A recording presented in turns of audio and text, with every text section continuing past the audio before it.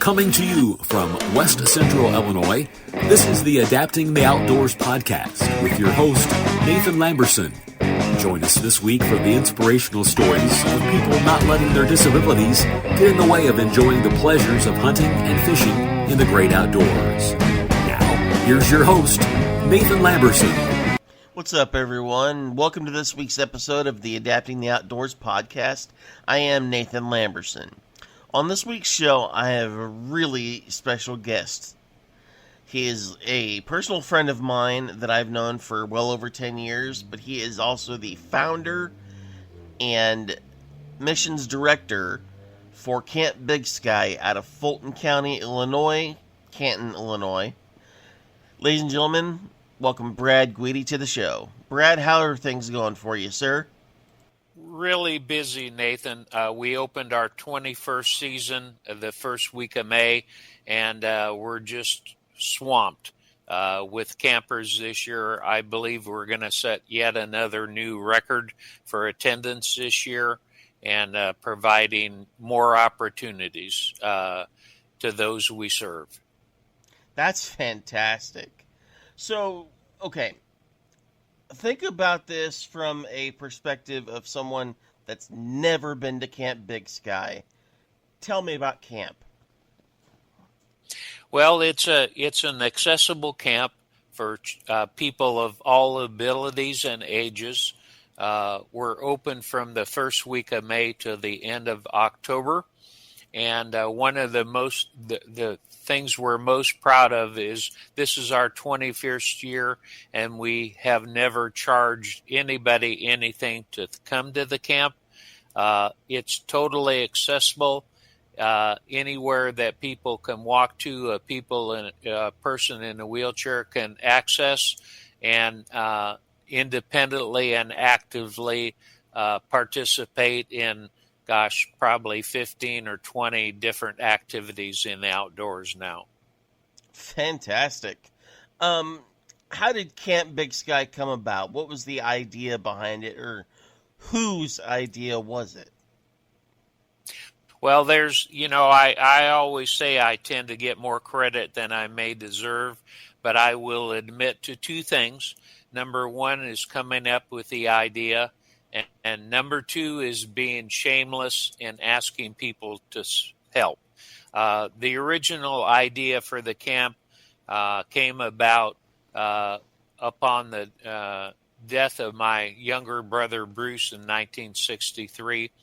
He was fine until he got his immunization shots at 5.5 months of age, and then started having grand mal seizures almost immediately.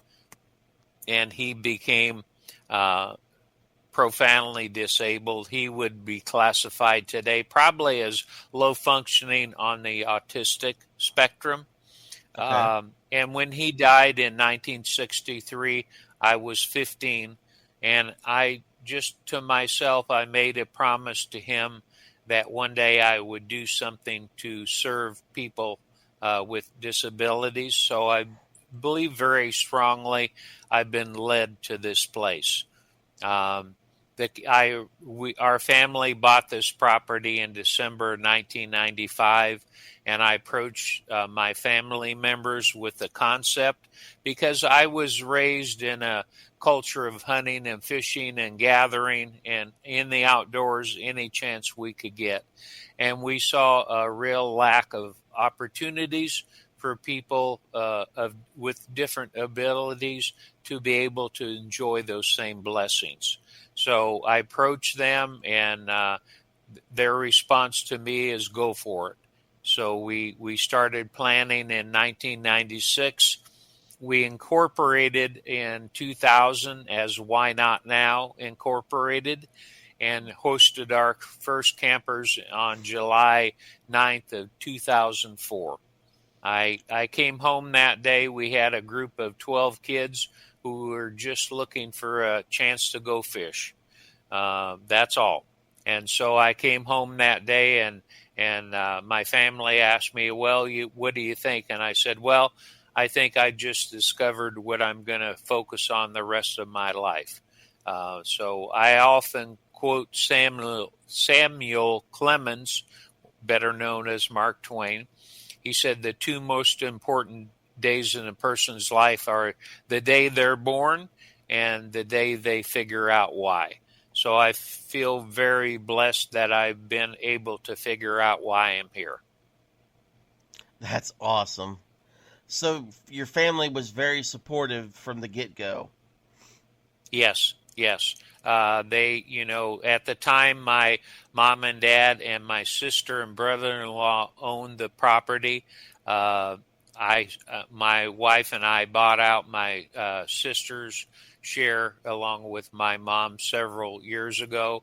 And with my mom's passing 3 years ago now, we have a limited liability corporation that actually owns the land, and it's my wife and I, and then my brother and sister all own the land.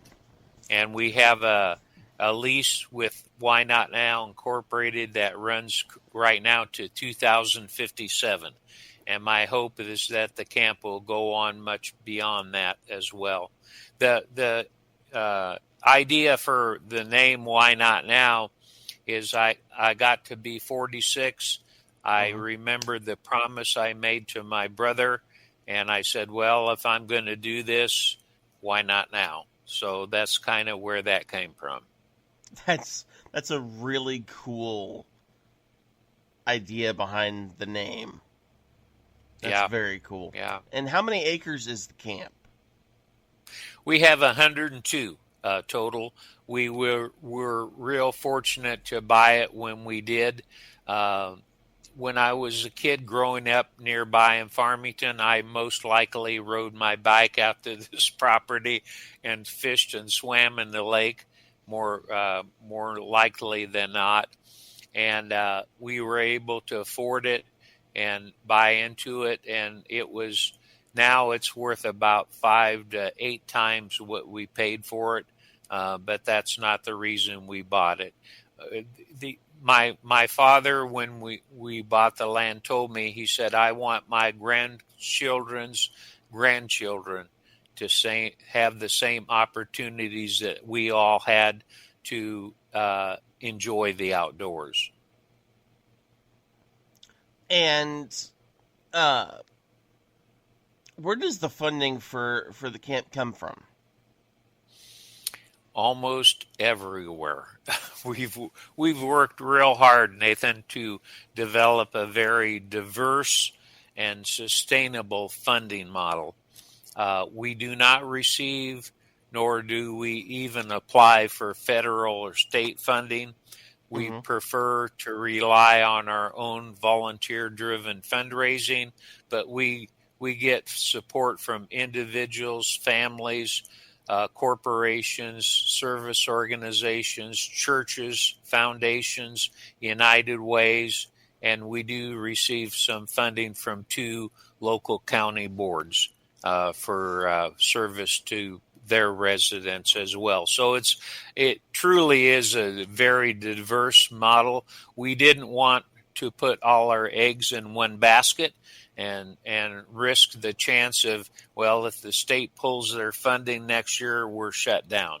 So we always take a look at, our sustainability and longevity.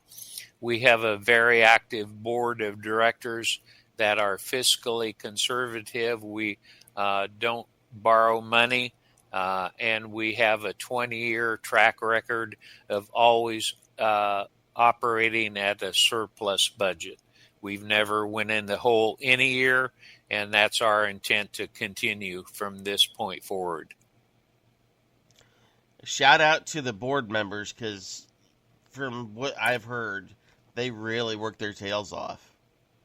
They do. They're very active. They participate. Well, we have a list of expectations that we give to potential people that want to apply for membership, and it basically said, in a nutshell, we say to them, your job as a board member goes way beyond just attending the meetings. That's the first part.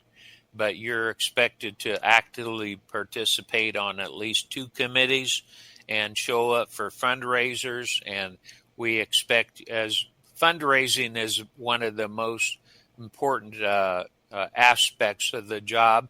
So in order for you to go out and ask other people to pony up some money, you have to have some skin in the game too.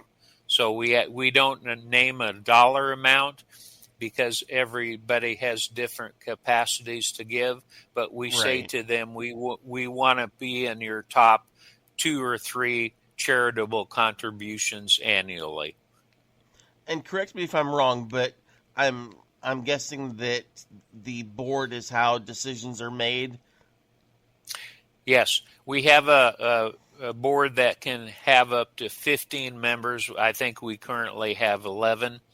We have people with disabilities, parents of people with disabilities, and then we have the following. We have the legal, financial, education, service delivery, corporate manager, and fundraising professions represented. So we try to get all the skill sets that we think we need, to operate efficiently. So their primary charge is to set policy and, oversee the financial status of the organization.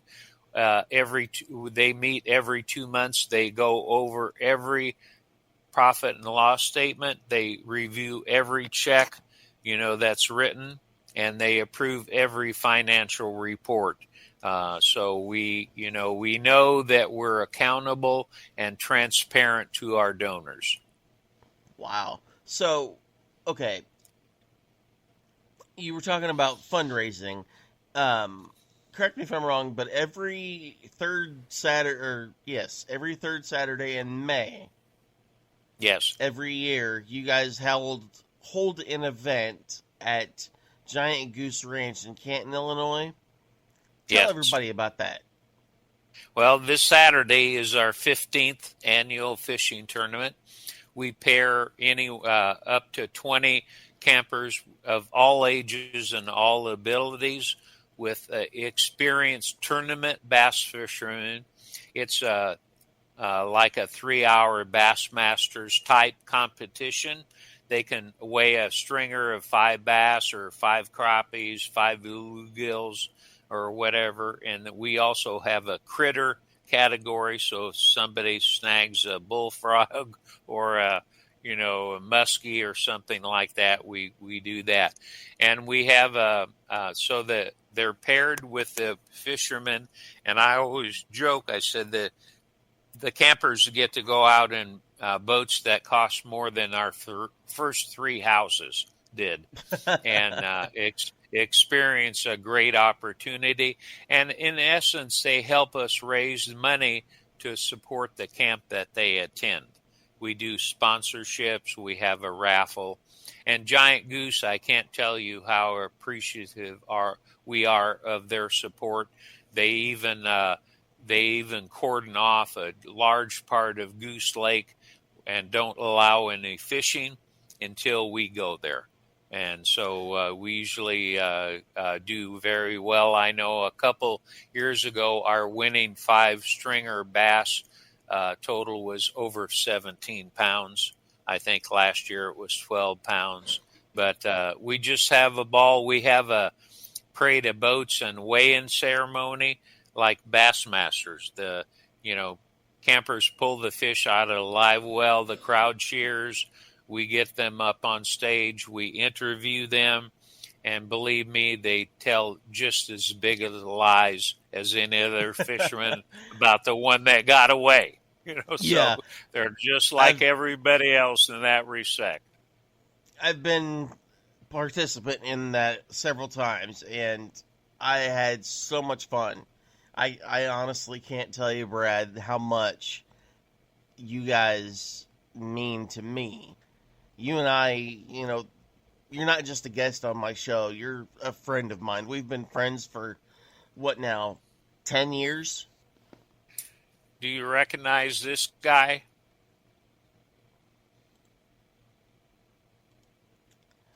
Oh my gosh. That is a very old picture. What he's showing everybody is it's a picture of me on an old boat that they used to have holding a bass. And in this picture, I was probably 24, 25. So it's literally a 10-year-old picture. Yeah. Yeah.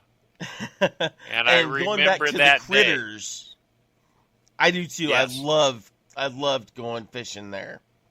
And going back to the critter that you were talking about, the critter category, I think the coolest thing I ever saw was somebody pulled out a snapping turtle. Yes. Yeah, we don't limit the critters. It's anything that swims in the lake is fair game. And one year we had a young man when we used to have the tournament at Lakeland Park in Canton, not too far from Giant Goose, caught a huge bullfrog. It must have probably weighed 2 or 3 pounds. And wow. So that was a lot of fun also. Yeah, yeah. And last year I know some of the campers caught some really nice striped bass also. And we pulled muskies and walleyes and everything. And as you know, Giant Goose does a great job in raising big fish. Yeah. Oh, yes, they do. Shout out to the Herman brothers, Nate Herman. Yeah, yeah, they've been great there. Our association with them actually came about. Their aunt attends the camp from Epic in Peoria, and so they've been very supportive. And their uncles actually own the land immediately to our north and granted us access, an easement, to have the operating engineers apprentice program build our new access road about 8 or 9 years ago. So they're all in when it comes to the camp. Around that same time, you guys built a learning center / lodge. Yes. Tell me about that. And you guys held classes and events for the individuals that come to the camp, correct? Yes. It serves a number of functions. We host all of our educational opportunities there. We have 2 primary educational programs now. One is the life skills education program, and last year, we have grown almost 100 students in 3 years. This year we're anticipating 150 high school special ed students from 12 local high schools come, and we teach them critical skill sets to enable them to live more independently and transition successfully into adulthood after graduation. Unfortunately, Illinois is ranked 49th out of the money provided for independent living in the community. So we feel that's a critical function that we do. And then we have a volunteer training program where we teach adults with developmental and intellectual disabilities how to become great volunteers and employees. And we talk about professional appearance and conduct, problem solving, knowing your strengths and weaknesses, teamwork, how to write a resume. And I think the fruit of that pudding came about year before last. We went to the Knox County United Way that funds us, and they recognized 5 of their volunteers that served summer meals to students in the school district in Galesburg that, were economically disadvantaged. And of those 5 recognized from Thrive, which is a vocational day program, 4 of them were graduates of our program. And so I went up to the United Way executive director afterwards and I said, this is what you call an outcome. Through the programs that you guys do and just individuals that visit the camp, since the inception of the camp, if you had to guess, how many people do you think have have visited the camp or have been helped thanks to the camp? We never added that up. Because I saw that question and I started to think about it. I would I would estimate up after 21 years, it's well in excess of 35,000. Uh, Oh, last year we wow. s- last year we served 2,357. Of those, 1,772 were people with disabilities. 585 were families and friends and caregivers. That's one of the tenets about the camp. It's just not a camp for people with disabilities. We welcome and encourage families and friends and caregivers to come to the camp to experience those things together and share those memories, which we think is very critical. We still, unfortunately, there's not a lot of us out there. There's more. We're working with a new group up in Wyoming, Illinois, called Cozy Ranch.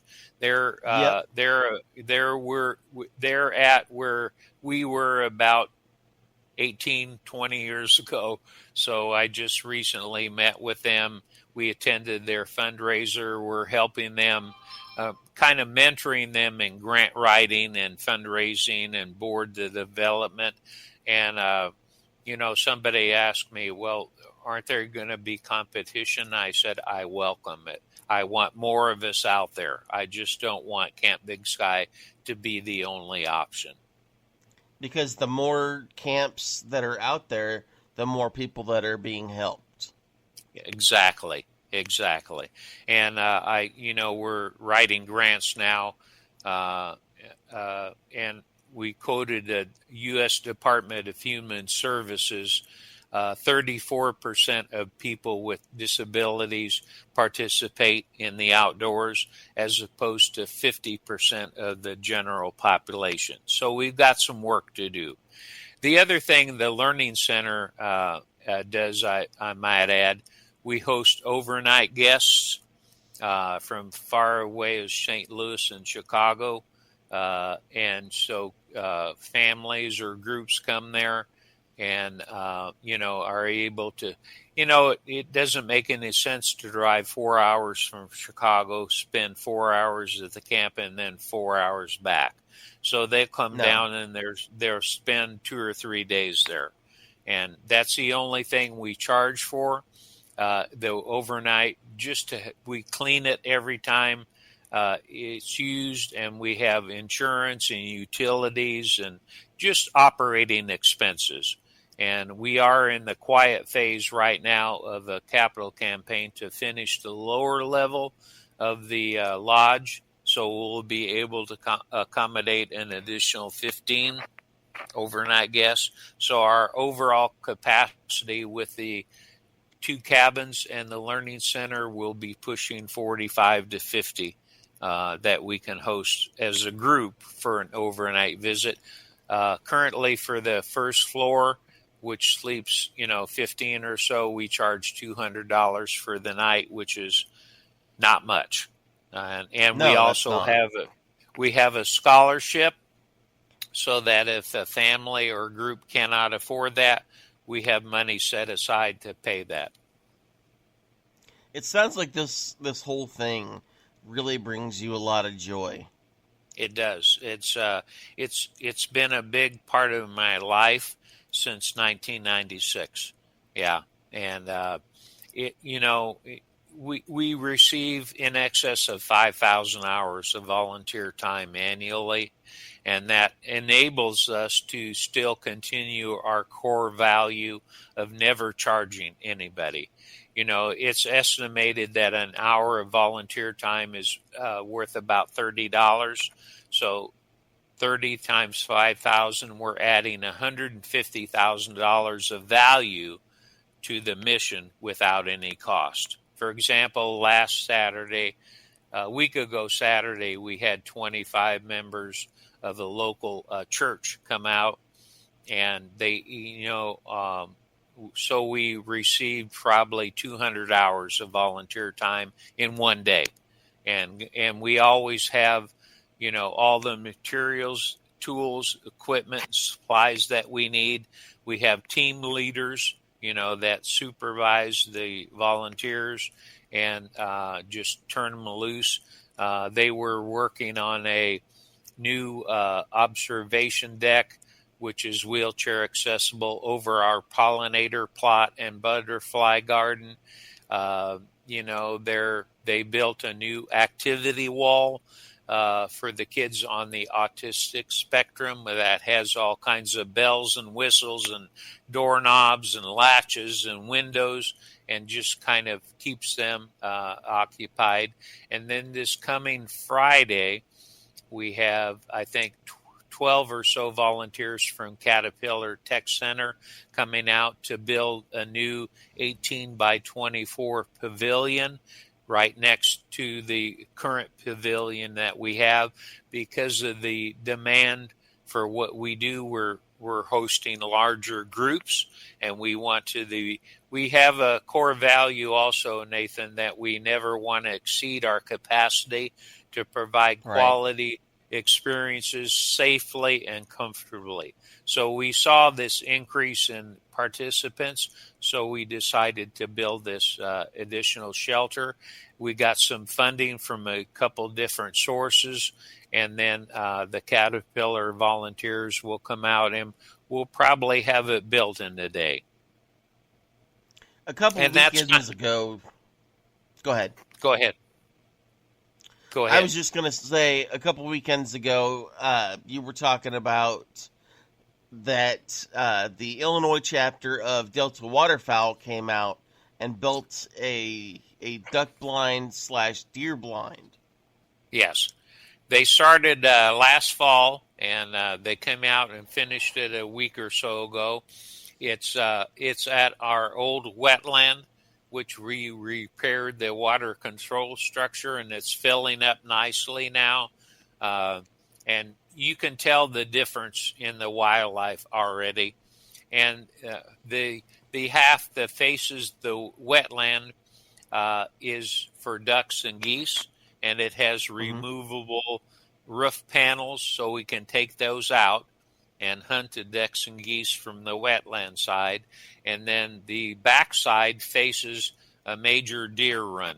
In fact, there's some willows not too far from the blind, and last year I think there were more saplings scraped or rubbed on than not.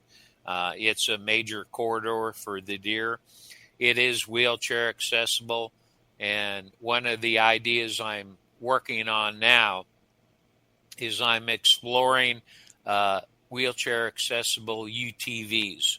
So, you can drive right to it, transfer, and get in the blind. It's going to have indoor-outdoor carpeting. It will be insulated. I have 4 or 5 deer blind windows in it. We'll have a small mister heater. It's all about the comfort. My days of sitting in the freezing rain in the tree stand are over. So we're all about comfort. We're all about the comfort now. Yeah. But also the overnight guests from the Learning Center will be able to go down there, even if they're not hunting, to view the wildlife. We have all kinds of turtles, frogs, tadpoles, shorebirds, deer, everything comes through there. And then we also last December constructed a new wetland in honor of my parents, and that has filled in. Josh and I were out there yesterday planting some cattails, and I've seen some huge deer prints down there. The geese are checking out. We built a goose nesting island in the middle to protect them. So we saw bullfrog that his eyes look like the size of a golf ball. So we're starting to see, we're starting to see the animals. And I know that wetlands are the most diverse ecosystem that we have. So we've got 2 of the wetlands now. We're making some accessible hayrack routes by the wetlands so we can start to incorporate that. We do a lot of nature education at the camp, and so that's just a way to do that. We're continually planting pollinator plots. I've got a 5-acre deer food plot that we drilled in March that's just loaded with red and ladino and white clover, chicory, and alfalfa. And I've already noticed every time I go up there in the morning, the geese have found it. And there's a big flock of geese there every morning. When it was just brome grass, we didn't see that. So we're really starting to see slowly starting to see the benefits of all the habitat work that we're doing. So do you guys work closely with the DNR as well then? We do. I have a habitat committee. DNR is on it. U.S. Fish and Wildlife has been very supportive, getting us pollinator seeds from the Bee and Butterfly Foundation, from the Knox County Pheasants Forever. And then, we have a guy come in with a drill. He does a lot of crepe planting and did a great job. And we're starting to see it. I've learned, though, that this whole habitat restoration and pollinator plot is a process. You just don't do it once and stand back in wonderment at what you've accomplished. There's always something in the seed bank that comes up that you weren't expecting. Last year it was foxtail, ragweed, and thistle. So you don't do it 1 year. It's a process. It takes about 3 to 5 years. But our small pollinator plot now, it naturally had a lot of goldenrod and tons of milkweed. It's filling in, and there's even more milkweed. I was mowing it last fall, and at one time had 30 or 40 monarchs in front of me, as well as That's awesome. As well as about 100 barn swallows scooping up all the bugs I was kicking up from them mowing. So it was quite the experience. Yeah. What is probably your proudest moment when it comes to the camp? Well, I thought about that. I think just knowing that in some part I have kept my promise to my brother. He loved the outdoors. He wasn't able at that time. Of course, there wasn't any thought given to access, to the outdoors. But I think, and one of the most impactful stories that I share with people after 20 years is actually yours. When you came to the camp with your dad, caught that bass, as you were preparing to leave, you shared with me that you said, Brad, this place blows me away. Then you added something that has stuck with me ever since, Nathan. You said, I've been here 2 days. Not one person has come up to me and asked me what was wrong with me. And you said, for the first time in my life, I fit. I was just another fisherman. And to me, that really identifies our goal for acceptance and inclusion. And there are other stories. We had an 86-year-old lady come out one year, had never been on a boat ride. I took her on a boat ride. We got back to the dock on our accessible pontoon boat, got back to the dock, and she wouldn't get off.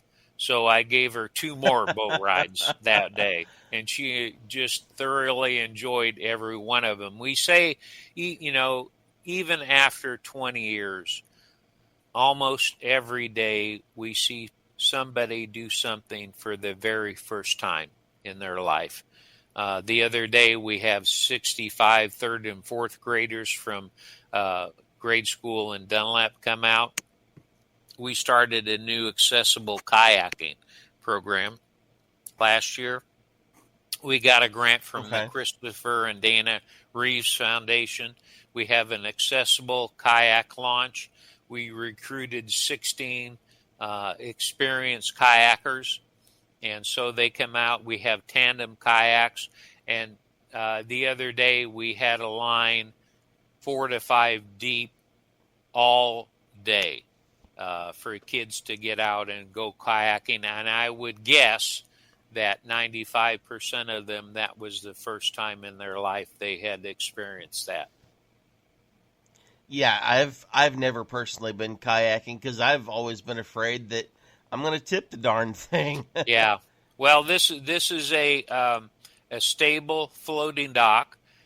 We even have a bench where you can transfer and scoot over and get in on top of the kayak out of the water. They're tandem kayaks, and actually we had to try real hard to tip one over.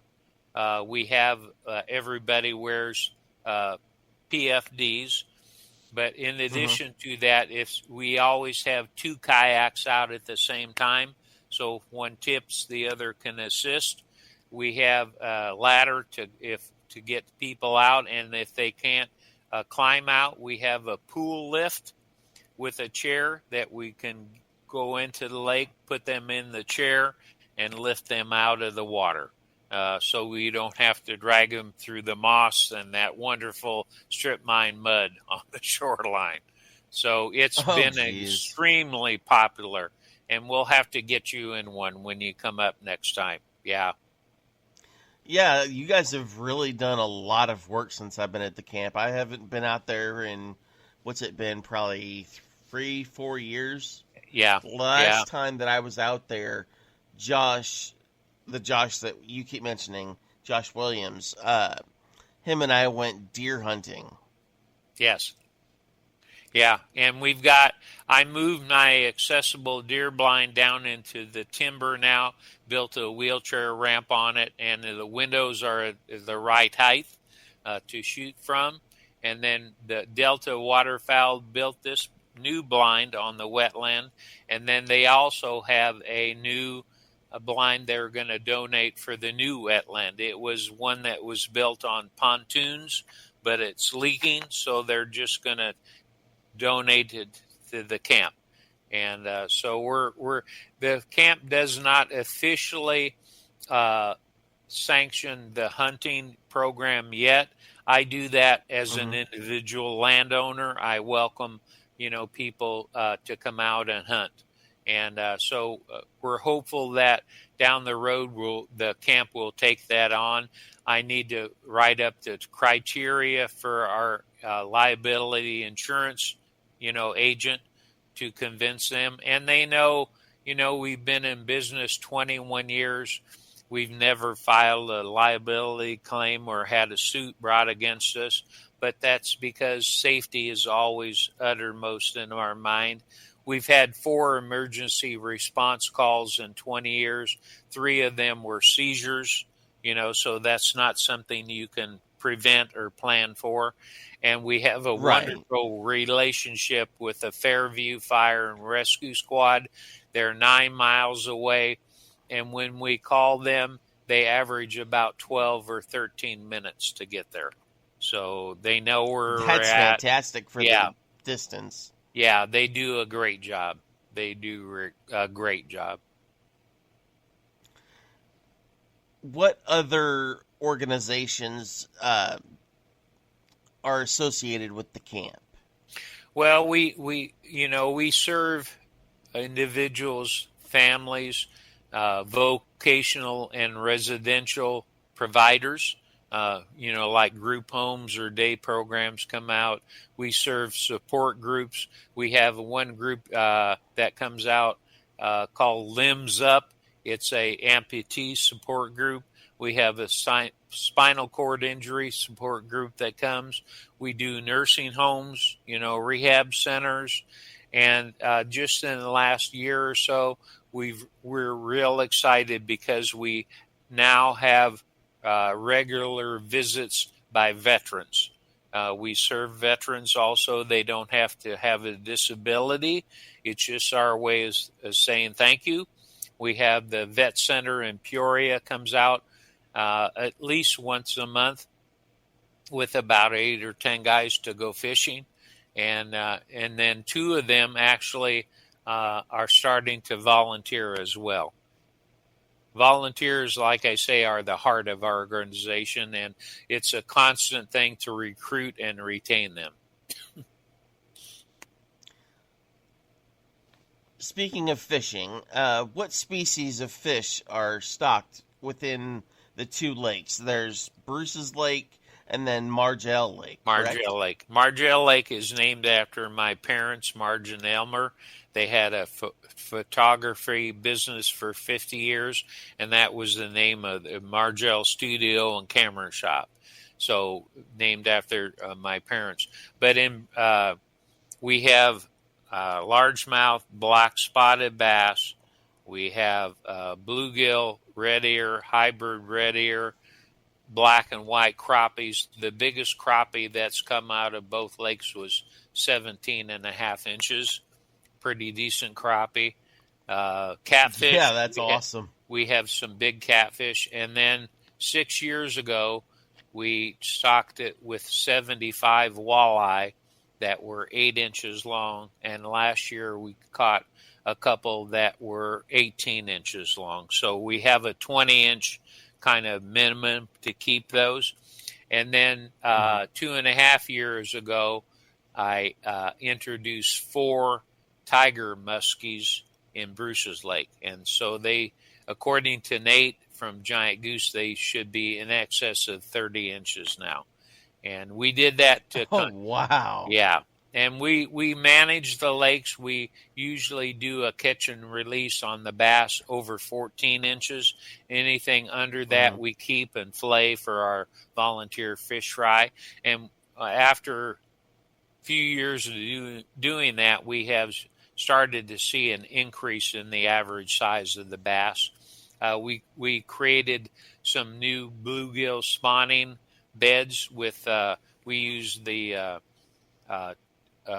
big rubber horse feed tubs or bowls, and we fill that with pea gravel, sink them in a circle, and then in the middle we have a huge rock pile and brush pile for the fry to hide in.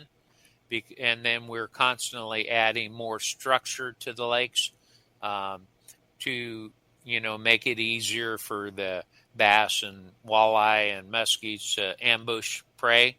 And it's working. We still have some big bluegills. We have a fish feeder on the dock that goes off about a half hour before the campers get there. Not that we're cheating or anything. We're just encouraging the fish to come into that area. Right. Yeah. Right.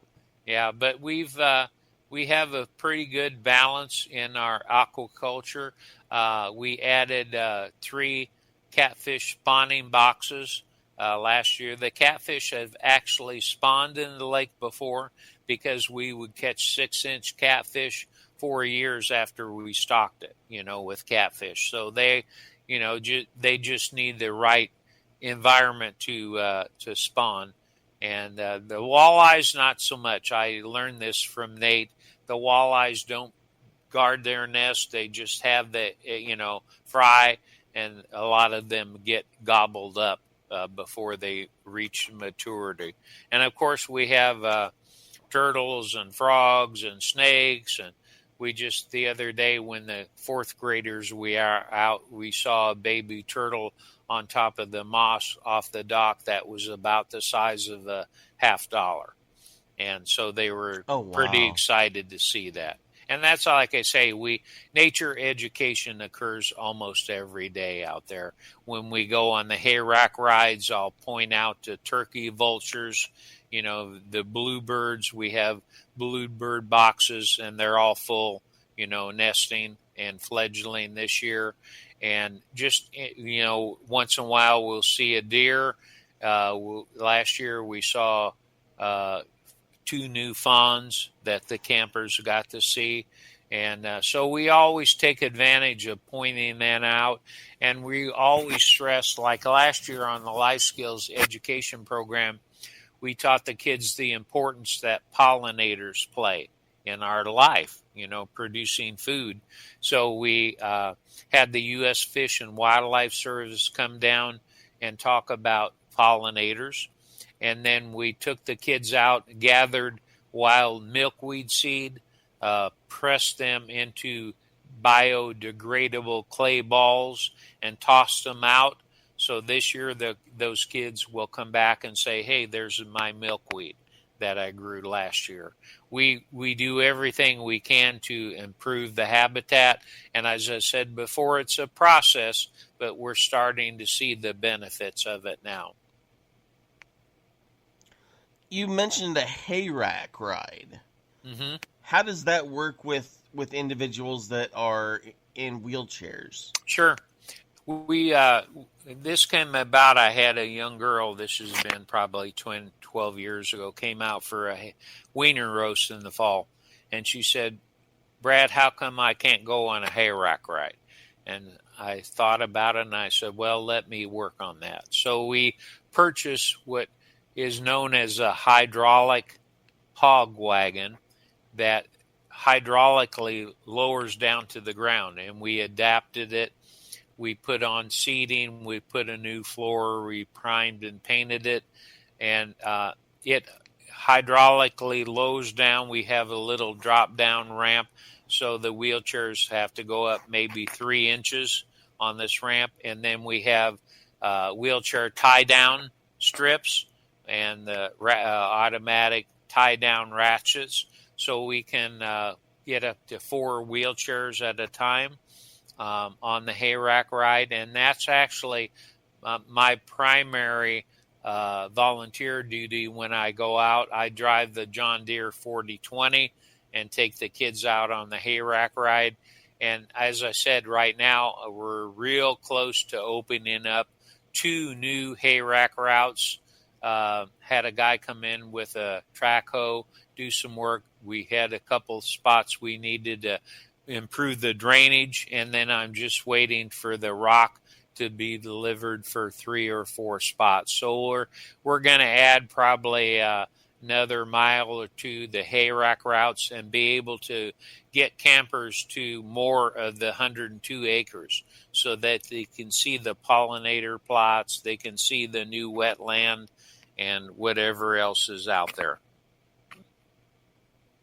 How long are these hay rack rides? Because a mile or 2, that seems like it'd be a pretty good ride. They average probably about 20 minutes. Some of the kids there, get antsy after that long, but they always like the fact that it's a little bumpy. I always tell them, if you want a bumpy ride, sit in the back, but they about 20, 25 minutes. With this new route, we could probably go for, I would guess, 40 minutes with the new route if we did the whole thing. But that way, it opens up the camp to more different ecosystems. They can see what we're doing. I planted some American plums about a month or 2 ago, and they're already leafing out. I planted a bunch of white oaks in the timber. And so just to let them see these, the flora and the fauna and wildlife in the area. Because, I remember the first time I hosted an overnight group from Chicago, we were sitting around the campfire and the coyotes started howling. Well, they thought that, they were going to be drugged from their tent in the middle of the night and eaten alive. But after about 20 minutes, I explained the difference between coyotes and wolves. And so they were a little more comfortable, not entirely, but I would be, they were just in a different environment. It's like if I was in downtown Chicago, it's a different environment I'm not used to. And so we try to make them feel comfortable and at ease when they're in nature. How can people volunteer? Because you have countless volunteers. I couldn't even imagine the number that you guys have as far as volunteers go. Yeah. The easiest way, in fact, people can check out the camp if you go to our website, which is campbigsky.org, And to schedule a visit, they can click on Visit Us. We do require that we know when people are coming. There's a PDF form that takes about 5 minutes to fill out, and we get right back to you and to confirm your visit. And then to volunteer, there's also our volunteer application on there, or they can contact us, at our executive director is exec, EXEC, at campbigsky.org, and she will send you the application. For volunteers that have direct camper contact, we do background checks on them, and that's been very effective. We've had only one or two in the 21 years that tried to sneak in, that had abuse and neglect convictions. So we always do that. For groups that want to come out and do construction, there's 4 areas for volunteers. Hosting volunteers, like I do, are there daily. I'm not there every day, but every day we have a core group. They drive the tractor, drive the boat, assist with archery, fishing. They know better than to put me in charge of arts and crafts. That's not my strength. But we try to pair volunteers up with what they love to do. So that, for example, when we started the kayaking program, we reached out to the kayaking community. We have 16 or 18 experienced volunteers now. So it's, that, and there's no set minimum on how many days you have to come whenever you're available. Volunteers do 4 things at the camp. Number 1, they host the campers. They perform infrastructure construction and maintenance projects. They help plan and conduct the fundraising events, and then they serve on our board of directors. So there's 4 ways that people can volunteer for the camp, and we encourage it. We do a lot of volunteer recognition.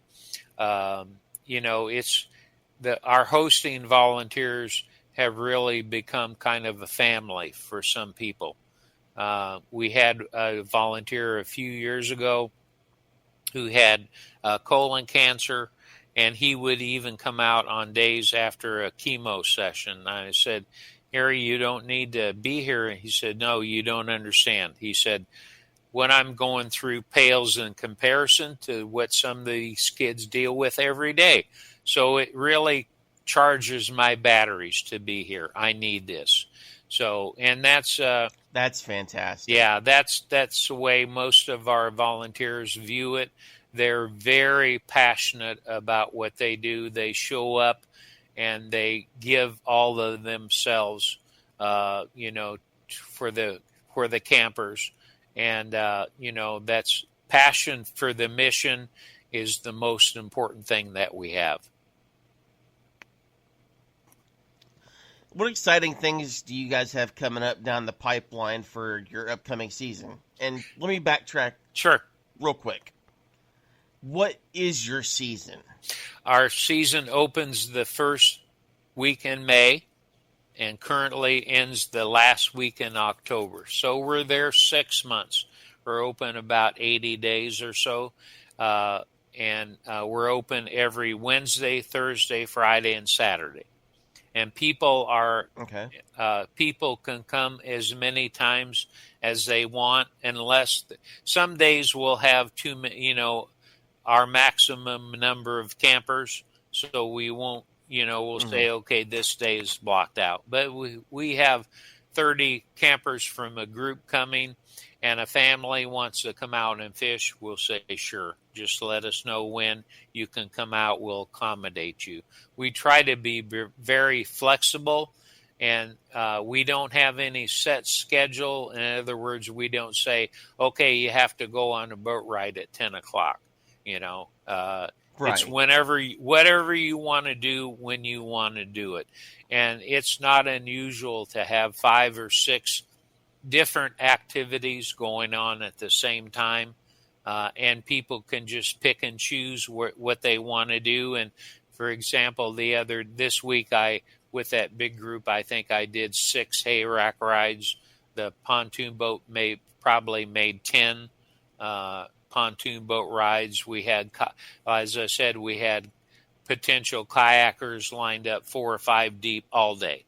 And we had people doing arts and crafts. We had people fishing. So we try to provide more options. This year, go ahead.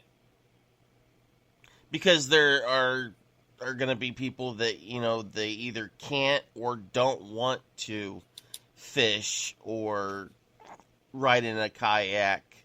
You got to have something else that they can do. Much as it's hard for me to accept that people wouldn't want to fish, my brother always said some people have the wrong idea that going fishing has something to do with catching fish. That's kind of a bonus. Mm-hmm. But we had in the past, I remember we have the Peoria Area Blind People Center come out, and we had one gentleman, all he wanted to do was come out, sit on the end of the dock, smoke his pipe, and hear the birds and the wind and feel the wind and hear the water. And that was his thing to do. And that's all he was interested in doing. And that's fine. He just really enjoyed the opportunity to get out in the environment and be peaceful. If someone wants to donate, how can they do that? They can go to our website. They can also contact us at exec@campbigsky.org, or they can mail a check to our address, which is on the website, Post Office Box 56 in Farmington, and we welcome any and all contributions. I always say that our goal for support I call potluck. It's whatever you bring to the table is going to be used and appreciated. If it's 8 hours of your time, if it's donating some supplies that we use on a regular basis, or if it's a check for $10,000. We need all three. So whatever people are able to, give, we truly appreciate and value. We always say when people ask me, well, how much should I give? I said, well, look at the intersection of your passion for what we do and your capacity to give. A $10 contribution from somebody making minimum wage means just as much as, not more to me, than a person who makes millions donating $1,000. It's just based upon your capacity and your belief in our mission. And it all adds up. Our budget the first year, I think, Nathan, was, maybe $700. This year, I think we're in excess of $225,000. Because of our growth. Our liability insurance alone, I think, is $12,000 a year. I know when I first started the camp, I made the mistake of mentioning wheelchairs and water in the same sentence to an insurance agent, and he all of a sudden remembered the root canal he was late for. They didn't want to insure us. But we've got a 20-year history of never having a suit brought against us. Safety is of the utmost. In fact, when I have a new idea, I'm the founder and mission director. The board calls me the dreamer and the visionary. So I'll come up with a new idea, and they have 3 questions for me. Is it safe? Is it secure? And how are you going to pay for it?